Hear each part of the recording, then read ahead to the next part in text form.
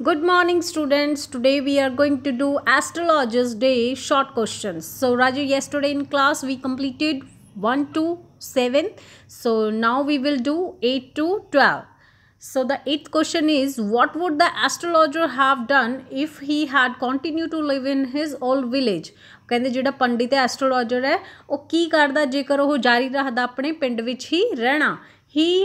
if he had continued to live there ਜੇਕਰ ਉਹ ਉੱਥੇ ਰਹਿਣਾ ਜਾਰੀ ਰੱਖਦਾ he would have carried on his work for his forefathers ਫਿਰ ਉਸਨੂੰ ਆਪਣੇ ਵਡੇਰਿਆਂ ਦਾ ਕੰਮ ਹੀ ਕਰਨਾ ਪੈਂਦਾ ਨੇਮਲੀ ਜਿੱਦਾਂ ਕਿ ਟੀਲਿੰਗ ਆਫ ਲੈਂਡ ਖੇਤਾਂ ਨੂੰ ਜੋਤਣਾ ਲਿਵਿੰਗ ਉੱਥੇ ਰਹਿਣਾ ਮੈਰਿੰਗ ਵਿਆਹ ਕਰਾਉਣਾ and ripening his cornfield and ancestral home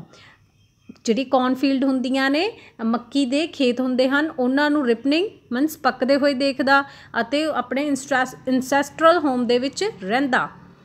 how could the astrologer guess his client problem ਜਿਹੜਾ ਐਸਟਰੋਲੋਜਰ ਸੀਗਾ ਉਹ ਕਿੱਦਾਂ ਗੈਸ ਕਰਦਾ ਸੀਗਾ ਕਿ ਉਹਦੇ ਗਾਹਕ ਦੀ ਕੀ ਪ੍ਰੋਬਲਮ ਹੈ ਕੀ ਉਸਨੂੰ ਮੁਸੀਬਤ ਹੈ first he would let a customer speak for at least 10 minutes ਉਹ ਪਹਿਲਾਂ ਕੀ ਕਰਦਾ ਸੀਗਾ ਜਿਹੜਾ ਉਹਦਾ ਗਾਹਕ ਹੁੰਦਾ ਸੀ ਉਸਨੂੰ 10 ਮਿੰਟ ਲਈ ਬੋਲਣ ਲਈ ਦਿੰਦਾ ਸੀ it give him enough stuff for the answers ਇੰਨਾ ਕੁ ਉਸਨੂੰ ਇੰਨਾ ਕੁ ਸਟਫ ਮਿਲ ਜਾਂਦਾ ਸੀਗਾ ਕਿ ਉਹ ਉਹਨਾਂ ਦੇ ਜਵਾਬ ਦੇ ਸਕੇ in fact he tried to guess his client's problem through guesswork in fact ਉਹ ਕੀ ਕਰਦਾ ਸੀਗਾ ਕਿ ਉਹ ਆਪਣੇ ਜਿਹੜੇ ਪ੍ਰੋਬਲਮ ਹੁੰਦੀਆਂ ਸੀਗੀਆਂ ਗਾਹਕ ਦੀਆਂ ਉਹਨਾਂ ਦੇ ਗੈਸ ਲਾਉਂਦਾ ਹੁੰਦਾ ਸੀ ਤੁੱਕੇ ਲਾਉਂਦਾ ਹੁੰਦਾ ਸੀ and common understanding of human psychology ਅਤੇ ਇਹ ਕਾਮਨ ਹੀ ਅੰਡਰਸਟੈਂਡਿੰਗ ਹੁੰਦੀ ਹੈ ਹਿਊਮਨ ਦੀ ਸਾਈਕੋਲੋਜੀ ਦੀ ਕਿ ਜੇ ਇੱਦਾਂ ਹੋਇਆ ਤਾਂ ਇੱਦਾਂ ਹੋਏਗਾ what was the challenge thrown by the client to the astrologer ਹੁਣ ਕਿਹੜਾ ਚੈਲੰਜ ਸੀਗਾ ਜਿਹੜਾ ਉਸਦੇ ਗਾਹਕ ਨੇ ਉਸ ਪੰਡਿਤ ਨੂੰ ਦਿੱਤਾ ਸੀ The client said to the astrologer ਜਿਹੜਾ ਗਾਹਕ ਸੀਗਾ ਉਸਨੇ ਪੰਡਿਤ ਨੂੰ ਕਿਹਾ that he had to ask some questions ਕਿ ਉਹ ਉਸਨੂੰ ਥੋੜ੍ਹੇ ਜਿਹੇ ਕੁਐਸਚਨ ਪੁੱਛੇਗਾ ਪੰਡਿਤ ਨੂੰ and that he was ready to pay the price he wanted ਤਾਂ ਜਿਹੜਾ ਉਹ ਹੁੰਦਾ ਹੈ ਗਾਹਕ ਹੁੰਦਾ ਹੈ ਉਸਨੂੰ ਕਹਿੰਦਾ ਕਿ ਮੈਂ ਤੈਨੂੰ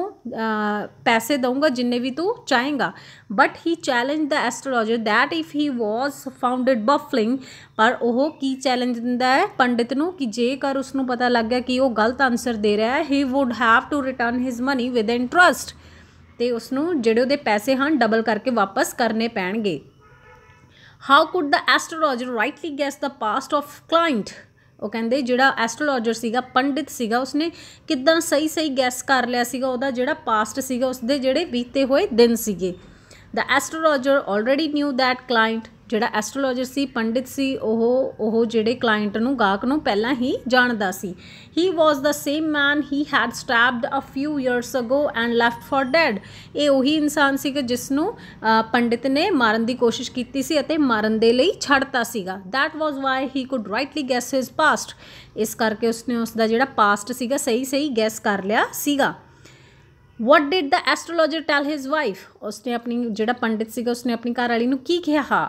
he told his wife that a great load was gone from him ਉਸਨੇ ਕਿਹਾ ਕਿ ਉਸ ਦੇ ਦਿਮਾਗ ਦੇ ਉੱਤੇ ਬਹੁਤ ਜ਼ਿਆਦਾ ਲੋਡ ਸੀਗਾ ਅਤੇ ਉਹ ਅੱਜ ਖਤਮ ਹੋ ਗਿਆ all these years he had thought that he had the blood of a man on his hands ਇੰਨੇ ਸਾਲ ਉਸਨੂੰ ਇੱਦਾਂ ਹੀ ਲੱਗਦਾ ਰਿਹਾ ਕਿ ਉਸਦੇ ਹੱਥ ਜਿਹੜੇ ਹਨ ਖੂਨ ਦੇ ਨਾਲ ਰੰਗੇ ਹੋਏ ਹਨ and it was for this reason that he had run away from his village ਇਸ ਕਰਕੇ ਹੀ ਉਸਨੇ ਕੀ ਕੀਤਾ ਸੀ ਆਪਣਾ ਪਿੰਡ ਛੱਡਤਾ ਸੀ he was alive ਉਹ ਇਨਸਾਨ ਜਿੰਦਾ ਹੈ he said ਉਸਨੇ ਕਿਹਾ thank you